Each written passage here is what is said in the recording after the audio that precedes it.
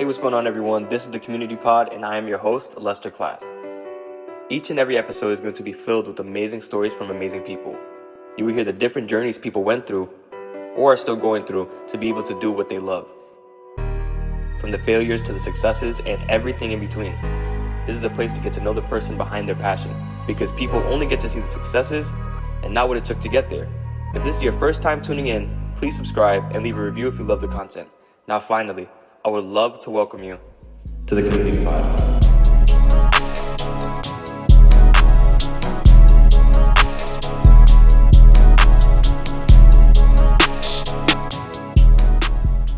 What's going on, everyone? This is the Community Pod. Welcome back to another episode. I'm your host, Lester Class.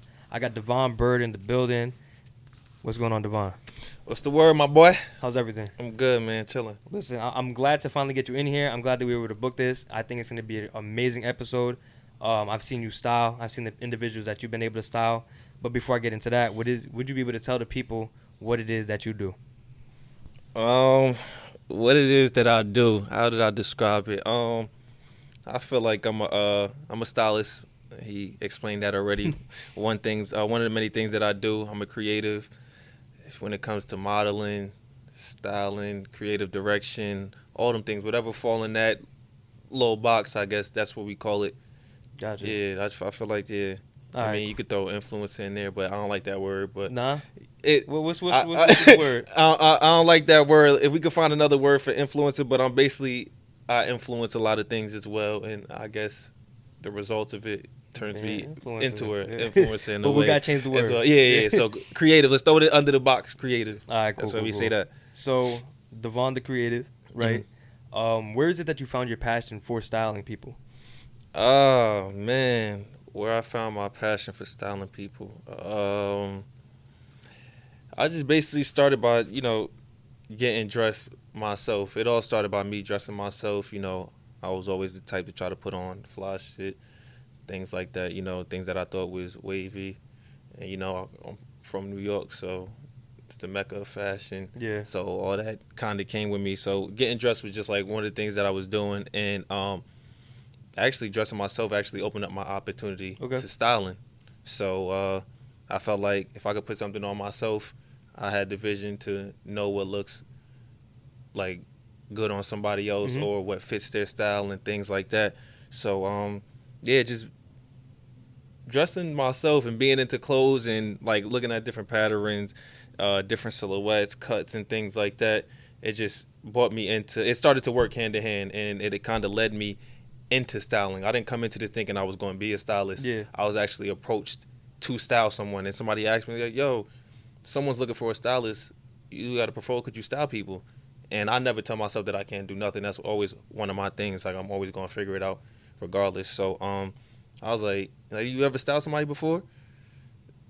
Nah, not really, but I feel like I could style somebody, because if I could put it on myself, I could put it on somebody else. You feel me? And then that kind of led me into styling people and the opportunities that was created. But it's basically like dressing yourself. You're a brand. Yourself. Like, however you brand yourself is what people going to look at. And then, it says a lot about you. So if you keep yourself, up to par, doing what you got to do, looking presentable and things like that, as long as you brand yourself, it's always going to be appealing to someone else. Yeah.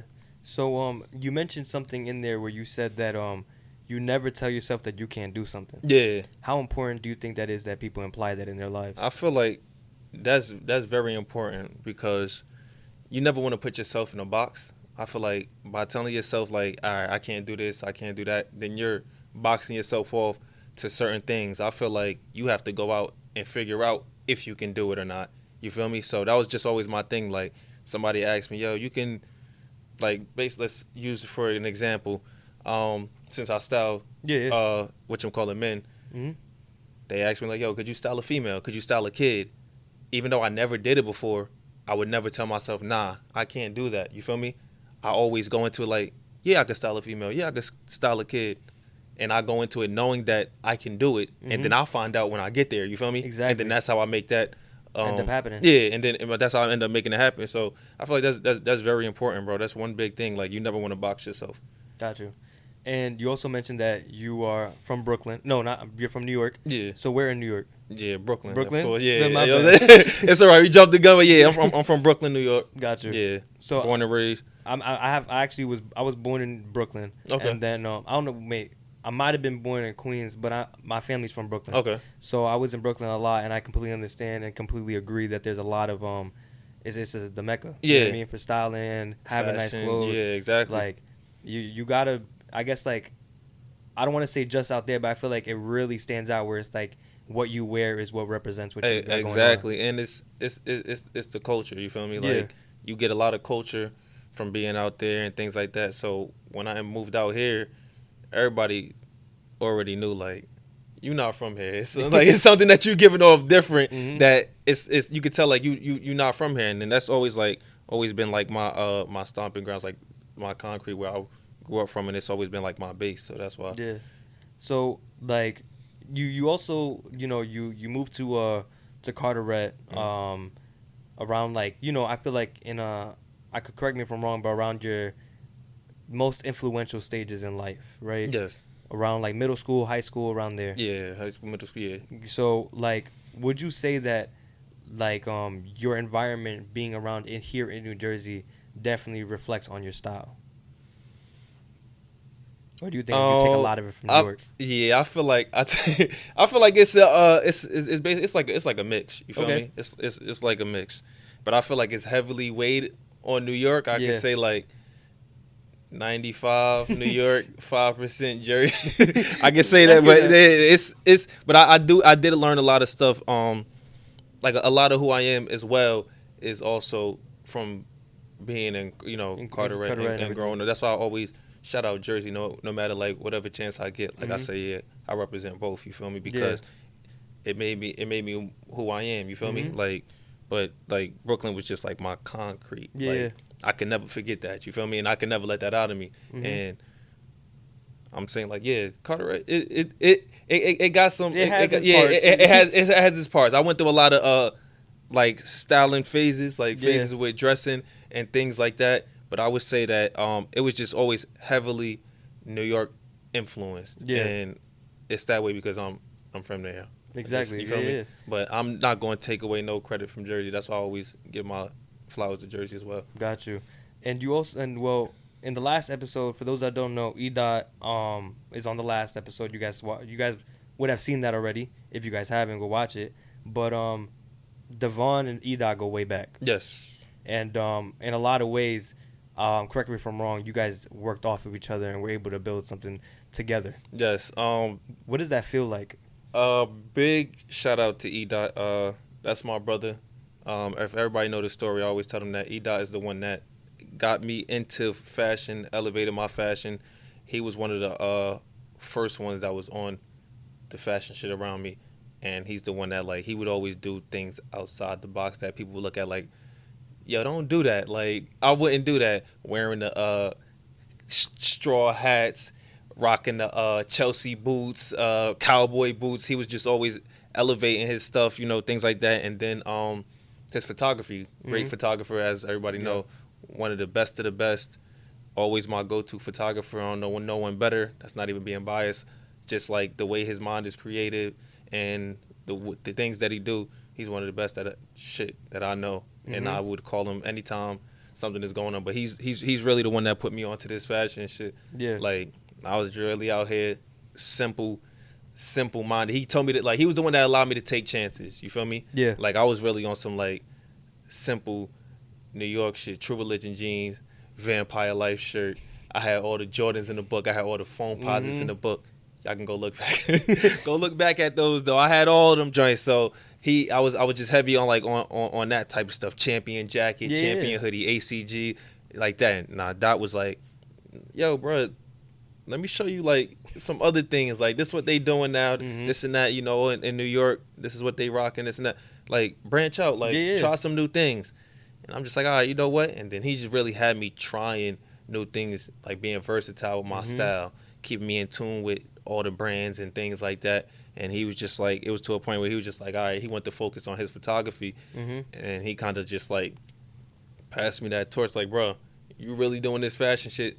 That's you. I'm going to stick to my photography, but Yeah, Edot the one that really put me on. He started a lot of this, like, and I'm grateful for him, and I appreciate that because that shit went a long way. Nah, yeah. Long way. And I think that, like, I love to know how you feel when it comes to, there's a lot of people who, like, get to, like, a point that you are, and they don't really got people around them. Mm-hmm. And you had someone, like Edot, and Edot had you as well, where it was, like, working off each other. Yeah. And being like, all right, this is what we got to do, or this is what you should do. And it was never, like, personal, but you guys were able to be, like the way what I'm trying to say is basically like you guys were friends growing up together and were able to do it together. Exactly. I think that's beautiful. Exactly. And then he was probably, I would say, like one of the first ones in this area that was doing like the industry shit. Like he was the first one into the industry. So me watching Edot while I'm doing what I'm doing, it was motivating me at the same time because Edot was in all the rooms that I wanted to be in, and he was traveling. He was shooting for this celebrity, that celebrity, doing all that, coming back home, telling us all about the experience and things like that. And it's just like, damn, that's my man's. Like he doing the damn thing. He doing the damn thing. So it just always motivated me to like, all right, you know what? I got to get to it. Yeah. Like I definitely got to get to it because I'm trying to be where Edot is at. And then one of the best things that ever happened was because we got a group chat that we talking every day, and it's just a good feeling where you doing what you doing and Edot doing what you doing. Y'all in the same group chat, y'all ain't talk, but you going to an event, and we happen to be at the same event or same fashion show or something like that without even speaking to each other. Yeah. So that's how you know you're doing something right. Like, yo, we was talking in the chat today. I didn't know you was doing that. But now we at the same spot. Like, so that joint, like, that was just like a crazy feeling because that's when it was just like, all right, you know what? This shit getting real. You feel me? And it's just like, it was a great feeling. Like you said, just watching Edot, like watching him what he was doing and taking his steps, it just was motivating me the whole time. And I'm just like, all right, I'm gonna get to that space. And you know, he would always try to do his best to bring the bros along, you know, put them in spots and do what you got to do. But it was just sometimes it was just like, you got to know, like, you can't bring everybody with you. So that's when it motivates you, like, you know what? I don't want to have to keep asking Edot to get me in that spot. I'm going to get there myself. And then I remember there was a GQ party in New York. And me and Edot didn't even speak that day. And I ended up getting to the GQ party. And then Edot walked in. Like, hey, yo, what the hell? I didn't even know you was coming here. And I'm like, yeah, that's how we knew. Like, that was just like when our points was like, oh yeah, we doing it. Yeah, we doing some shit, and then now it just all works hand in hand. Like we on a lot of the same project, and we just having a creative brother with you. It's just like it's always motivating. You feel me? Because you always on some creative shit, and that's what you need. Somebody on the same type of time around you. I hear a lot of people talking about they don't got somebody that's around them that's doing the same things at them, and it's kind of hard. Once you get somebody that's on the same shit as you, that shit, it just keeps motivating. You feel me? It keeps motivating. Even the days you want to take a rest or chill or shit like that, nah, you got somebody that's on your back. Like, nah, you know what you got to do. Get on that. Exactly. You feel me? And then, so, like, I think that one, I got to say that I'm glad I was able to book both of you back to back. Yeah. Because, one, it's going to tell, the way that I can explain this, right? When it comes to other people, when I have on this podcast, I get one, right? I book them, then the next person comes who would have nothing in common. Yeah. Most of the time. The only other time that happened was actually with Hassan and Young Sava. So they knew each other. They were able to have their videos back to back because I booked them back to back. But I just think it tells a different story. So they're gonna go see Edot's video, then they're gonna come see yours, and it's gonna tell a story of two friends who were able to do it. And I think that's beautiful. Honest to God, like the capability of what y'all been able to do. I mean, the ability to be able to do what you guys did is truly amazing, and I know there's only so much more room to grow. So just to get it further into it, right? So when I first saw you on your Instagram, I seen a lot of Vale Lives, right? A lot of it.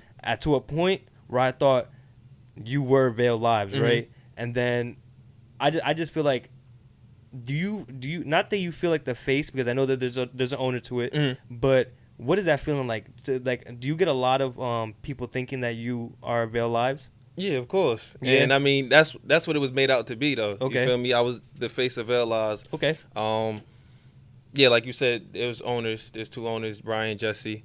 I met them through my man's Azara, my man's Nate. Okay. Ryan is his cousin. I met him through that. But that's what exactly how you're seeing the brand. That's basically what the brand it was. It wasn't by accident, nothing like that. I was the face of the brand. Okay. And I elevated the brand to spaces that I was supposed to elevate it to, or take it to the heights that it was supposed to go. Like it got a lot of potential, and me just being in the scene and in the mix and things like that, rocking the Vale, it actually just worked hand in hand. You feel me?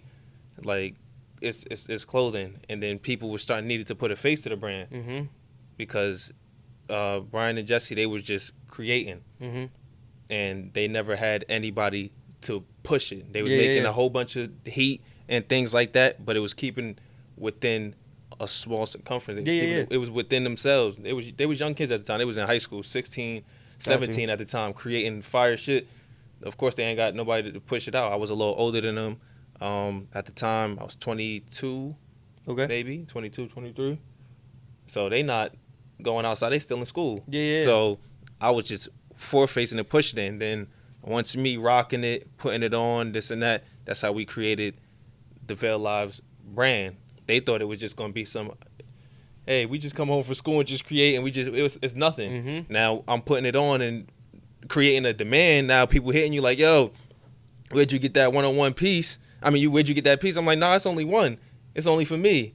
Damn, you sure? Like, y'all gotta make more though.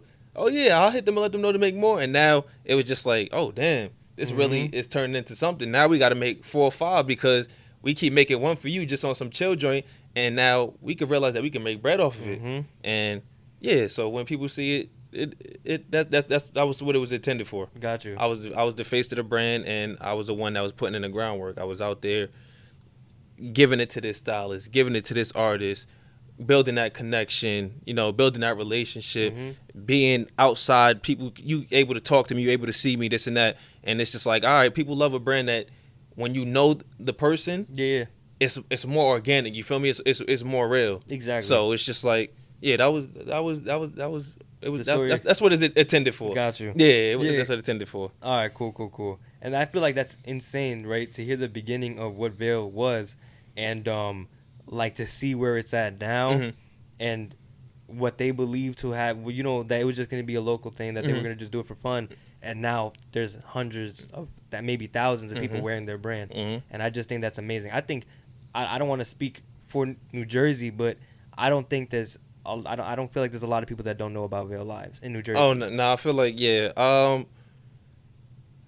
I said probably in. Damn, I put a post on my story, bro. I think it had to be 2020 or 20 right before the pandemic, 2019, 2020. I was just like, I put a picture of the map of New Jersey, and I put like Vale, Jersey, and I'm just like, Vale's gonna be stamped no matter what in New Jersey. Like number one, like New Jersey's small.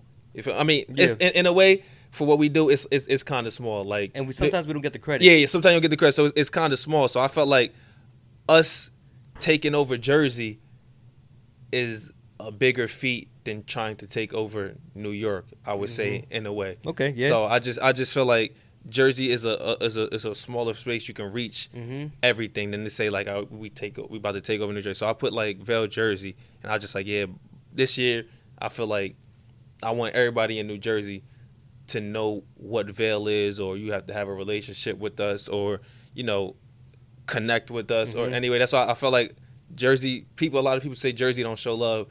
That was like I always thought that was a weird thing. I mean, people got their own situations and things like that, but I always felt like Jersey showed us love, and then we are stamped in New Jersey like 100%. So I just always looked at it like that.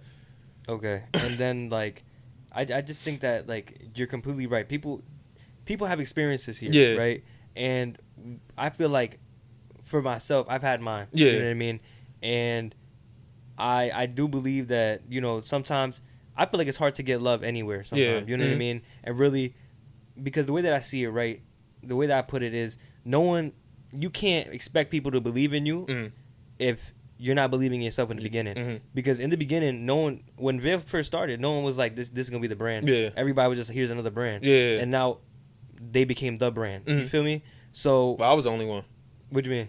I was the only one that believed it was gonna be. Oh, my bad. Nah, I'm saying like well, you yeah, you believed it. I feel like But I feel like in the I feel like I was. say- I understand you. Yeah. I get what you're saying, but I felt that because I was being introduced into fashion, right?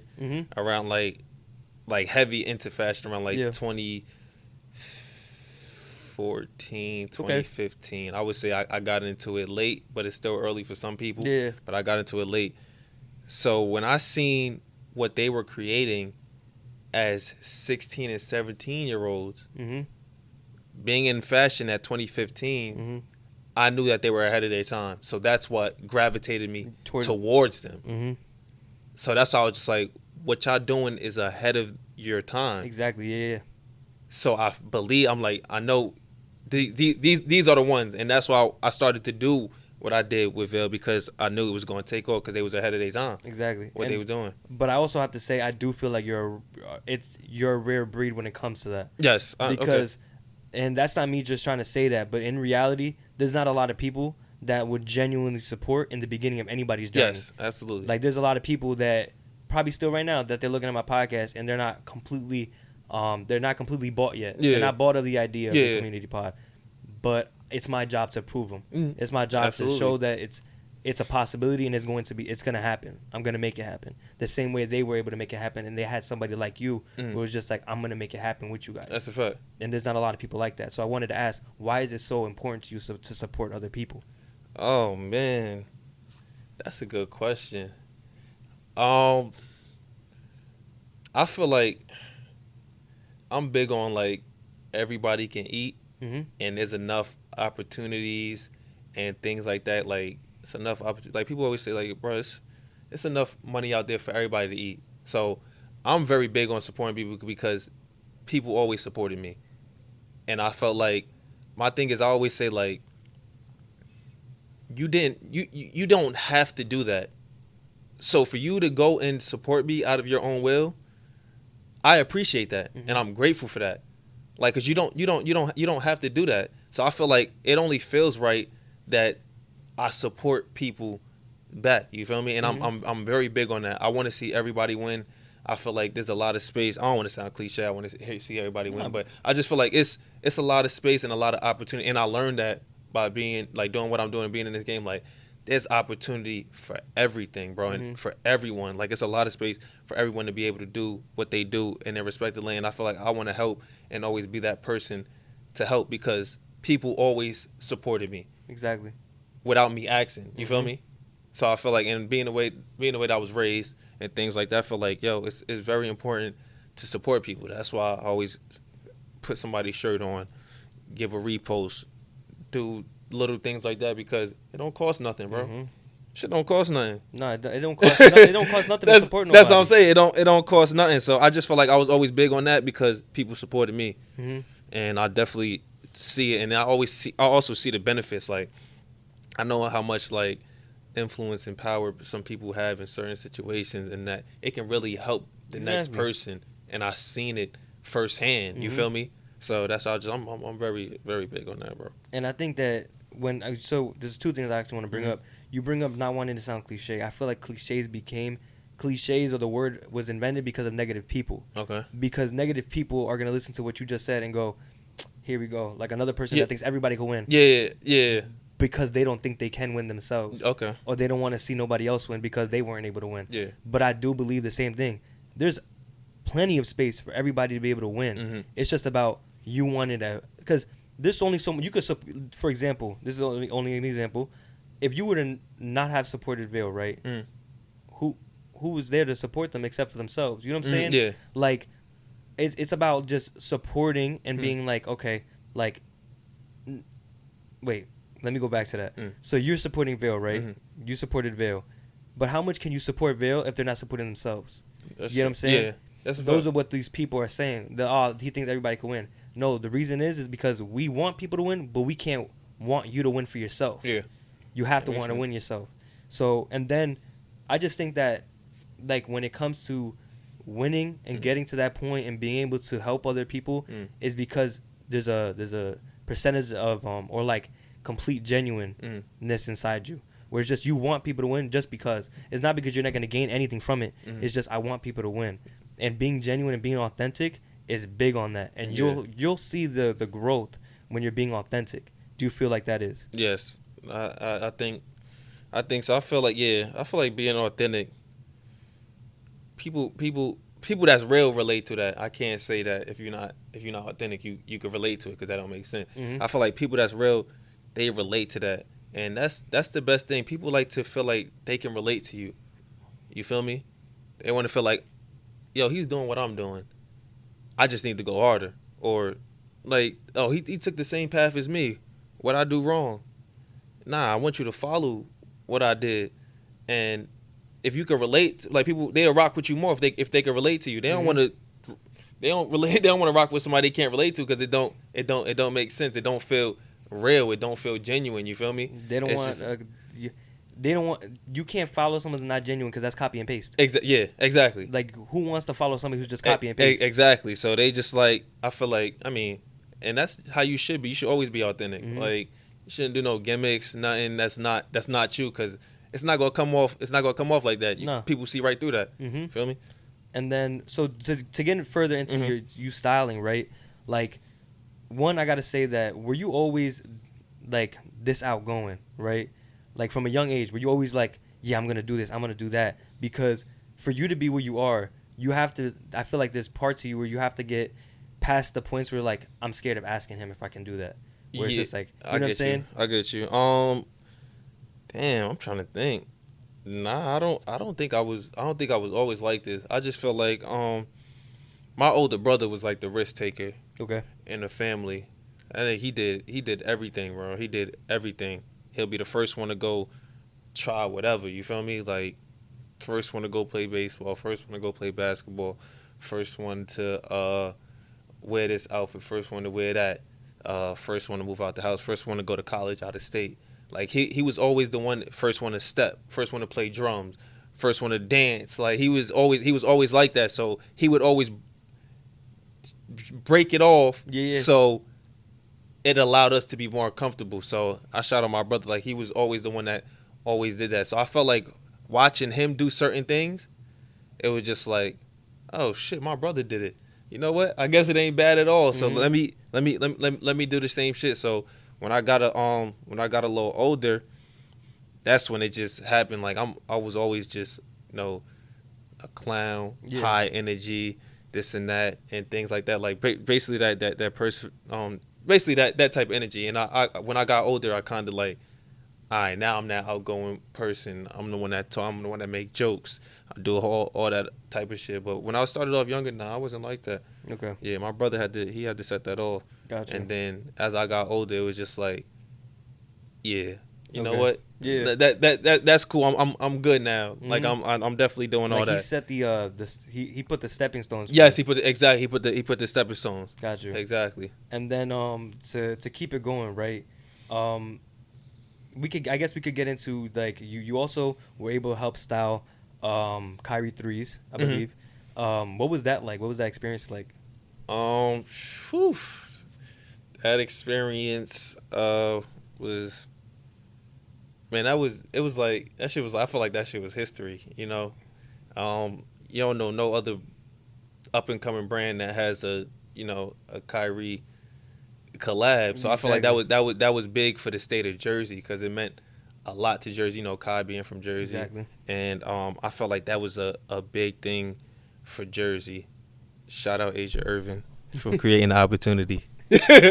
Yes. So so that was I feel like that was big. So when Asia approached me with the opportunity, I just felt like it was just like, yeah, that's hell yeah. Like, you gotta do that. You feel me?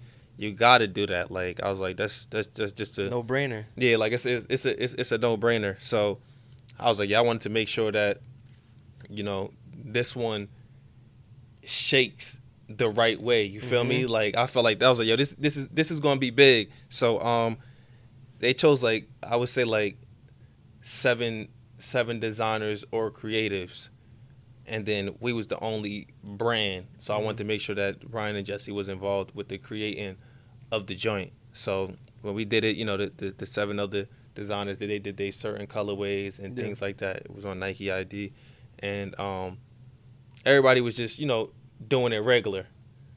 So me, I'm just like, nah, we can't do this regular. You feel me? Like, I feel like it's bigger than, like, I just knew the stakes of what, like, I was like, yo, this is big. Like, I know, I was like, I gotta elevate this, like, somehow.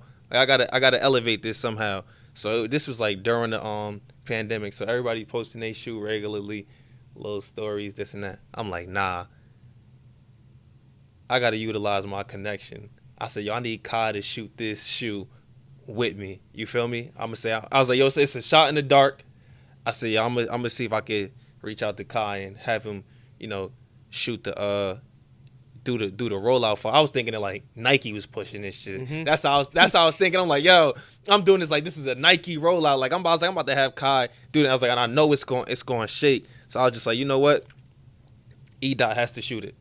My man's has to shoot it. Edot has to shoot it, and then I have to shoot this with Kyrie. So I reached out to Kai, and you know he's always supportive of what I do as family.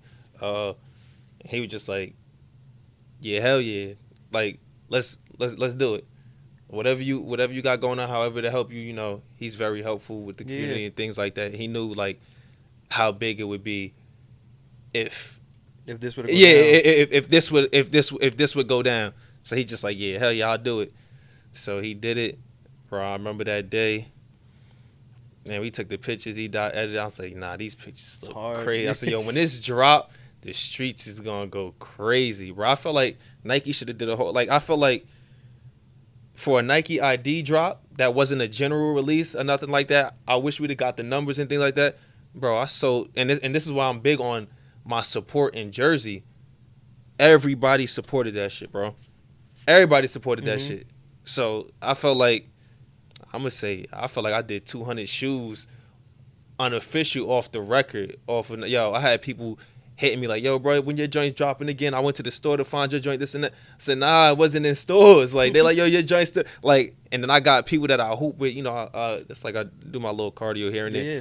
All my people that I hoop with bought a pair. Everybody bought a pair. Moms, uncles, aunts, nieces. I was seeing that shoe everywhere, bro. And people was just supporting just because of the person I am. And then they were supporting off the brand as well. Shit went crazy. It's a real opportunity, bro. And that's one of my biggest opportunities that I would never forget in my life, you know? Got you. And I think that's something like that, especially since you yourself, you played basketball. Yeah. And for you, granted, it's not your shoe. Yeah. But you were able to create and something and do styling and still have it relate to what you did. Exactly. And I think that's, when it all comes together like that, it had to be a great feeling. Yeah, great feeling, bro. So, great feeling. Did you end up getting a pair and like hooping yourself in them? Hell yeah. Hell yeah. I had 2 pairs. Did you take pictures of them? Yeah, hell yeah. I got the sample pair at the crib. So they sent the sample before the actual release. Got you. So I got the sample pair at the crib. I got a pair for myself. Of course, I hoop in them. My mother got a pair. I gave a pair to Kai, a pair to Asia. Yeah, hell yeah, bro. That was monumental, and I'm gonna keep that. Like, I'm gonna keep that forever. I'm gonna keep that forever. And that's something like I feel like I know the answer. That's something like it becomes memorabilia. Yeah, hell yeah. It just needs to sit and just like yo, nobody could really say that. Like, Kyrie has the best basketball shoe over the last 5 to 7 years. And yes, everybody hooping right now is wearing Kyrie's. Like, they wearing Kyrie's. But for me to be hooping in my own colorway, and people know what's up when they see it, like, I just felt like it was crazy. My first time I popped them joints out at the open runs, I was just like, they like, oh, they're cool. And I remember one time we had a run, everybody was wearing them. It was just like, yeah, nah, this shit was crazy, bro. So just to have that, and then some people not knowing, you feel me, like, it's tough. Like, I got my own joint. Exactly. You feel me? Or they're seeing people that I don't really know that's wearing them, and I'm just like, hey, yo, that's crazy. and they don't even know I'm sitting right there. Exactly. Like, come on, man. Exactly. That shit crazy. And then the one thing I do want to bring up, and it may be a small part of it, but you mentioned that you reaching out was a shot in the dark. Do you feel like when it comes to a shot in the dark, some people just need to take that sometimes instead of just wondering? Yes, if it would happen? I feel like yes, you have to. I feel like you have to. It's like, how do I say it? You don't lose by doing it. You don't lose by doing it. I feel like if you don't do it right, you basically sitting there as you didn't do it at all. Okay, but now if you do it and you don't get no response, nothing changed. You're still where you started at. Exactly. So you might as well go for it for that 50-50 chance, because it could happen or it couldn't happen, but it doesn't hurt you. That's what I'm saying. So I always say, like, you don't lose nothing from it. If you don't lose nothing from it, bro, why not go for it? Exactly. And why not go for it? I feel like sometimes people there's a part in that people that realize that, like, the same thing when it comes to, just a little bit off topic, when it comes to like asking a girl out, right? You see a girl, you think she's pretty, there's a lot of guys that would be like, nah, I can't ask her because of what could possibly happen. But in reality, like, the worst, and sometimes it's worse, but sometimes yeah, no, you know? Yeah. But like, same scenario, just a little different. You know, like, I feel like, especially when you're just DMing somebody, you'd be like, hey, this, especially, I feel like, correct me if I'm wrong, but if you come off professional, and, you know, they may never see it, but at least if you come off professional, if they come across it, you weren't being a child about it. Yeah. You didn't say it like, yo, what's up? Like, you were being real professional. Where it was just like, hey, this is what I got going on. I would love to have you a part of it. Yeah. That's a different way of going about it. If no response, you don't lose nothing, like you said. Facts. But just to continue on, like, I feel like with all that you've been able to do, it was important to network and make connections. Yes. And I feel like some people don't realize how important networking connections is, not only in the business field, but in creatives' lives all day, every day. Yeah. So what would you say about networking and connections? Man, I learned that, man, networking and connecting, it's huge. Like, that's probably one of the main things. I feel like you can't really do nothing without networking and connecting. And I feel like I learned that my last 5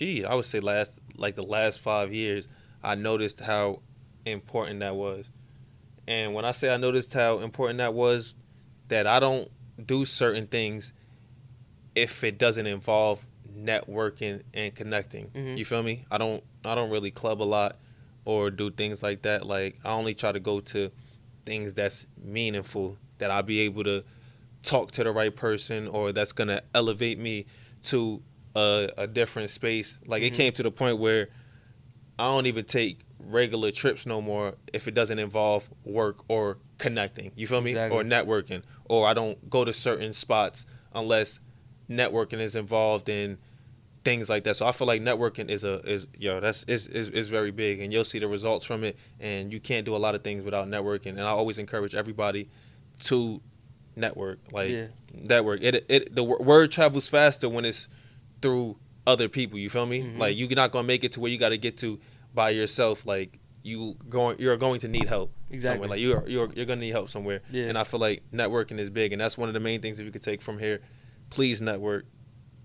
I reap the benefits of it. I see the benefits of it, and it's very important to me. And when you start getting to my age or my part of life, like, you feel like you won't do certain things that doesn't involve networking.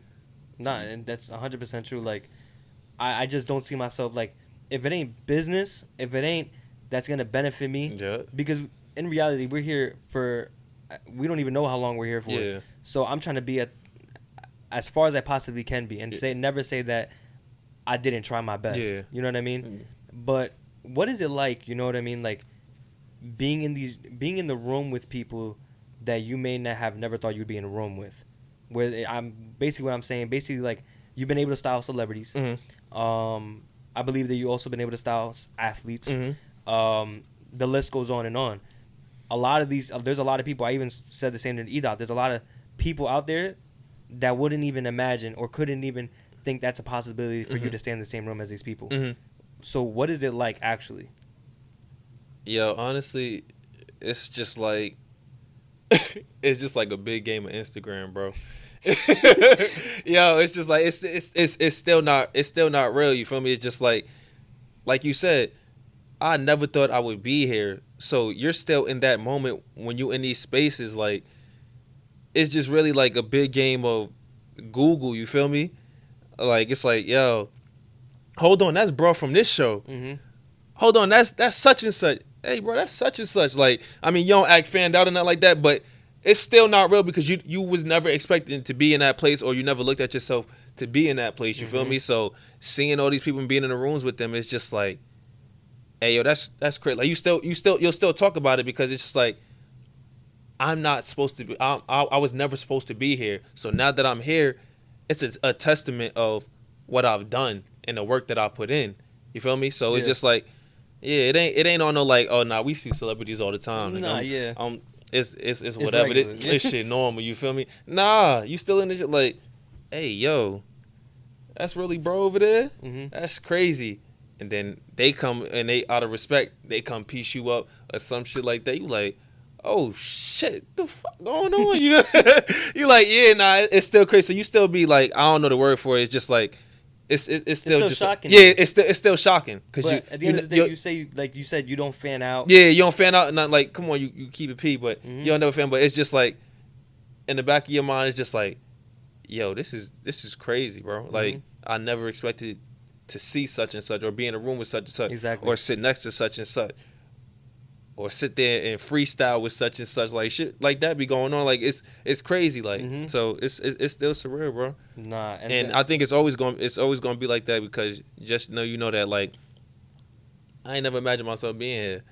When I was growing up, I thought I was gonna do communication and media, sports media, doing shit like that.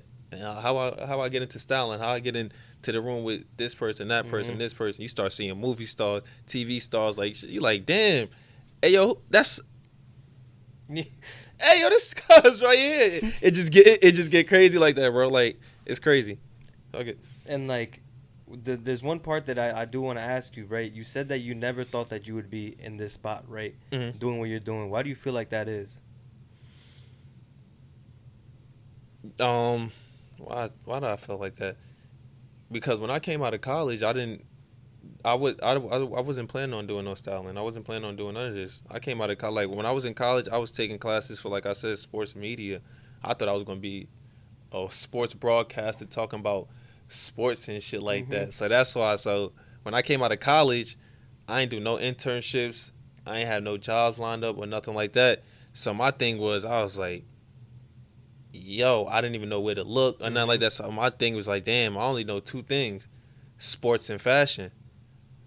The sports shit, it didn't work out. I went through college 5 years, graduated, came out with just my bachelor's, but nothing for it. You feel me? Yeah, it was just like, I ain't had no job lined up. I ain't had no credits into sports management. I ain't know where to start radio broadcasting, all that shit. I ain't know what to do. Like, I'm just like, damn. All right. Well, what's the other shit that I know? Fashion. Let me see what I could do with this fashion. And then I just, working, putting on fits, things like that. And then one of my mans was at an internship. My man Najee, he was at an internship. Shout out to Najee too. He the one that got my career started too. He done kick push my joint. So I was just working and shit like that, and then he was at an internship for a fashion brand, a designer, Philip Lim. And then I just seen him on his story, so I'm like, damn, bro, I ain't doing nothing right now. I'm just working, buying clothes, buying shoes, getting fly, but nothing coming of it. Like, I'm just doing this, just spending money and just posting pictures on the gram. So I'm just like, you know what? Let me hit my mans and see what this internship is about. Like, and all I just remember in college, they kept saying, like, you need an internship. I never knew what it really was. When I was in college, I think I was just trying to get out. So they were saying, yeah, you got to have an internship. You get internship. So I knew when you get an internship, you on your way to something. So I'm just like, I just kept hearing the name. So I just like, all right, it's an internship. Let me go see what's up. And he just like, yeah, pull up this and that in the city. So I already heard of Philip Lim, like rappers was rapping about it and things like that. So I'm just like, oh, all right, this a brand. He all right. Yeah. Philip Lynn is all right. You know what? I ain't doing nothing right now, so let me just jump into this internship and whatever come from it. Like I said, you don't lose by doing things. And this is where this kind of played into it again. Like I was like, you don't lose by doing it. Exactly. If you go to the internship and it didn't work out, at least you can say you did it, or at least you did something. Because all you're gonna do is just, like I said, you right here.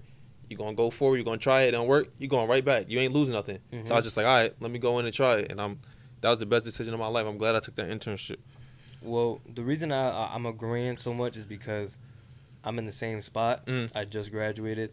I didn't take an internship, and this is what I got right now. And I'm doing like the same way. Like I was just like, I'm watching other people do things, right? Or like I wanna get into my own field. I wanna start my own thing, and I didn't even know where to go. And it was just like, all right, let me just try something. Yeah. And now it's like I feel like this is the same way where you took fashion, was like, all right, I'm taking this all the way. It's either fashion or nothing right now. Yeah, exactly. And that's what I got right now. It's this or nothing. So that's why I feel like a lot of people, when they get out of college, even people with internships, it's just like you get out and it's like, all right, figure it out. Yeah. Like you got a degree. Yeah. It looks amazing, but was a degree with no experience. Exactly. So I just wanted to say that because I can definitely agree, relate on that level. But to go on, right? Like for one example, like I know that you've been able to work with Party. I've seen the Bape. I think that might be one of my favorite fits.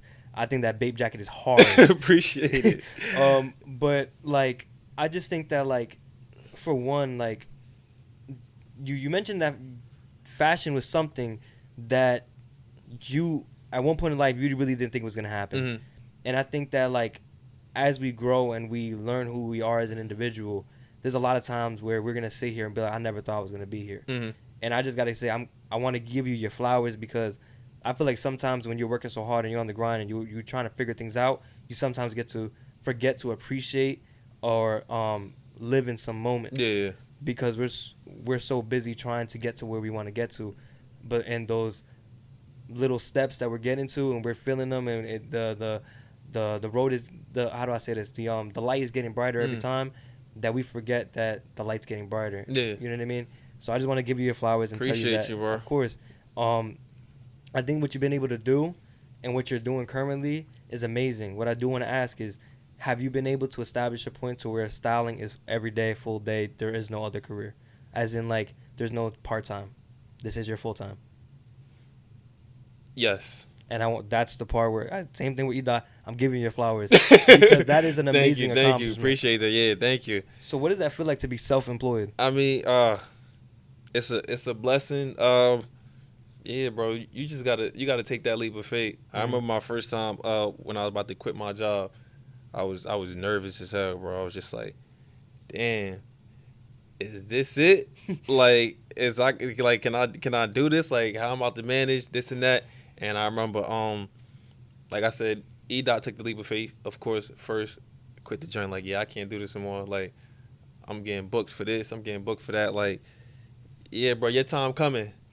Hold on, like your time coming. And watching Edot do, I'm just like, all right, Edot did it. Damn, he managing. He good. He making it work. I was like, all right, it might be my time. Like, I got to do that. And you're saying, bro, you gotta take that leap, and you gotta believe that you gonna be able to do it. That you gonna stay afloat regardless. Because if you jump into it scary, you gonna drown. Exactly. Nah, you gonna drown. But yeah, you gotta believe that you can do it, bro. And you gotta take that leap of faith. And you always gotta feel like you're never gonna let yourself lose. And that's why I always tell myself that, like, I'm never gonna let myself lose, like, no matter what. So if it ever do get hard, I feel like I'm always gonna figure it out. Like it's always gonna work itself out. Like, come on, you know how you gotta make yourself survive. Ain't nobody just gonna let themselves drown. You feel me? Like you gotta make it happen. Exactly. No, you good. And then like we're getting close to the end. I don't want to go and do my ending questions just yet. There's a few things I do want to ask you. Where on the case of, was it hard getting people? No. Well, I'm gonna just continue it. Let me know if this makes sense. Yeah. was it hard getting people to value you as a stylist in the beginning? Like your pricing, you establishing yourself? Nah. Okay. I don't. I don't want to sound crazy, but nah, I don't think so. Like I always said, bro. Like I always, give props to my I don't want to call it props. There's another word for it, but I feel like I have a strong support system, bro. Like my support system is crazy. Not even from like my family, my friends. You know what? Yeah, I would say like family, friends, peers, acquaintances, associates, and things like that. Like I feel like it was always strong. So people was always supporting what I was doing. You feel me? Like I feel like they was always supporting what I was doing, no matter what. And that's why I'm always thankful. I'm always grateful. When I talk to people, I always tell them like, I appreciate it. I appreciate you. I'm grateful for that. Like I always say that to everybody. You feel me? Like if I just see anybody or somebody come up to me like, yo, bro, I rock with you. What you doing? This and that. I always tell people, bro, I appreciate you. I'm grateful because y'all played a big part in what I was doing. You feel me? On your journey. Yeah, on my journey. Like you played a big part, and then my support system. Like I always say, like it's crazy, bro. Like it's crazy. And the thing is, it's funny because I felt like I know. I always tell people this, but they don't believe me. But I feel like I know at least if we go at like, or if we try to go off of like Instagram followers, comments, likes, and things like that, I feel like I know at least 55% or at least 60% of the people that's supporting me. Out of the followers you have, Out of the followers, that's amazing. I feel like, I mean, I don't remember. That means you care about them. That's what that's a big thing. Yo, yes, and I care about them because I seen us like even before my joint grew to whatever following it is at right now. I was always able to relate, like, cause I knew the people. Like, if you go through my comments, I comment back to at least if I got 130 comments. Let's say 130 comments on a picture, something like that. Bro, I respond to at least 65, 75 because I really know these people. They can say that they seen me. They can say that they had a conversation with me. They can say they've been outside with me. They've been in the same room. Like, I really, and that's why I always appreciate the support system I have and the support that people give me. And that's why I was like, people show me love. A lot of people show me love. So I just feel like going into the styling and things like that, it wasn't hard because I knew my people was going to support me no matter what. You feel me? Yeah. No matter what I did. I could put somebody in a blindfold and a cowboy hat and some and some worker boots, and I know they're gonna support me. Like, regardless if it's trash, we obviously know they're gonna support me. Like, regardless. So that's all. Just like it was never. I don't think it was tough for people to value like my work for anything like that because I knew I was always gonna have the same support system that I always had coming up. That's a blessing. And they all real. Everybody real. Shout out to y'all. Last question before I get into my ending questions. What has been your favorite moment? Well, I think you answered that with the Kyrie shoes. Is there any other moment? That's crazy. Yeah, that was yes, that was one of my moments. What's that? Finish the question. So I was gonna ask what was your favorite moment the entire time of styling? Styling. Ooh, let me see. Or maybe even just your journey. What was your favorite part that you reminisce or like you go back to all the time? Yeah, let me think, cause this is tough. Styling. So styling, my favorite. Sheesh, what was my favorite moment, bro? I'm guessing you had a lot of good moments. Yeah, I feel like I did. Yeah, I would say my favorite moment for styling was so I styled my first client ever, Frank from the Knicks, basketball player, French player. That was my first client ever. Shout out Frank. He gave me an opportunity. He elevated my opportunity as well. He put my work on a higher platform, so I'm always grateful for him. That was my first client. He took me with no portfolio, no nothing, just based off my Instagram. Like, it is what it is. I'm with it. So my biggest accomplishment was they wasn't really looking at Frank as far as fashion. Okay. So this is my first time in this styling NBA players. I'm still learning the game as I go along. Like I'm learning as I'm in this. Like this is my first client. This is my first time ever. So whatever I'm doing is off the whim. You feel me?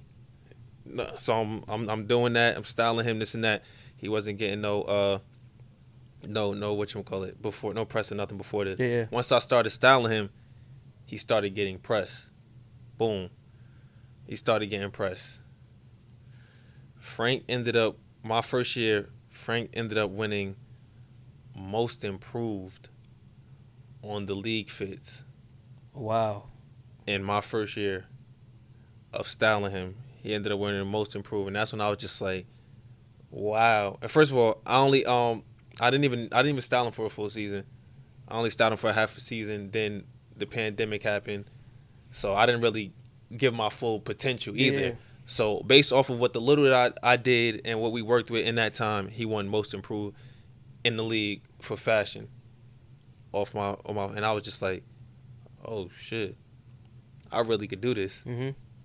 And I only went 55%. So imagine if I put 100% in it, where bro would have been. So I felt like that was a big moment for me as well. And then you could throw the Kyrie joint in there as well. Okay. But that I felt like that was my favorite because that kind of like let me know that I was on the right page of what I was doing, and people were on notice. Exactly. Like people around the world was on notice. People in the league was on notice, and it was just like, oh yeah, I'm here. Yeah. Yeah, I'm here. All right. So we are getting to the ending questions. So first off, I'm gonna go off and say, what is it that inspired you? Well, what is it that inspires you to do what you do every day? That inspires me to do what I do every day. Man, family. Like family. I want to be able to support my family. Yeah, I think that's one of the biggest things. Like creating a life for my next generation, or my mother and father, like that we didn't have. You feel me? And I feel like that motivates me to want to do that. That inspires me to want to do what I want to do every day. Like I want to make a better life for my family. You feel me? And I feel like I finally got an opportunity to do that, and it's in a creative way as well. Yeah. So like that like that's why I want to have longevity in this, and to be able to support that, because you wouldn't think you'll be able to support your family off of putting clothes on people. Like if you said that back in 2012, it was to look at you in high school crazy. Like what? Like I didn't even know what a stylist was back then. I don't think. So yeah, to be able to support your family off of things like that and this new creative space, doing all these things, it's just like that inspires me. And then I seen the results of it. Once you see the results of something, and you see that you're elevating each year and things like that, it don't make you want to stop, because it seems like, all right, if I follow that formula the same way every year, mix it up a little bit, this is the results I can get.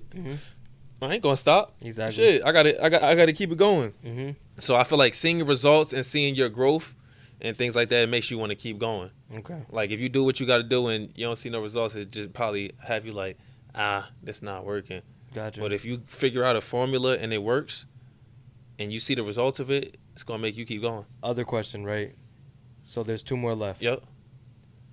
If there was a message that you would give to your future self, what would it be? Damn, message to my future self, what would it be? Damn.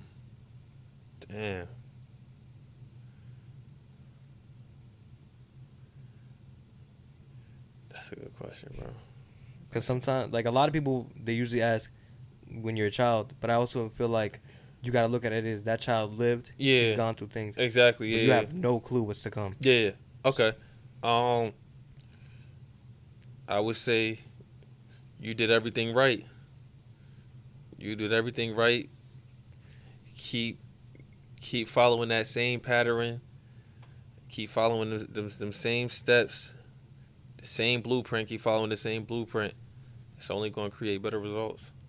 All right. Last but not least, what do you want the world to know about Devon Byrd? What do I want the world to know about Devon Byrd? That you can do everything that I'm doing.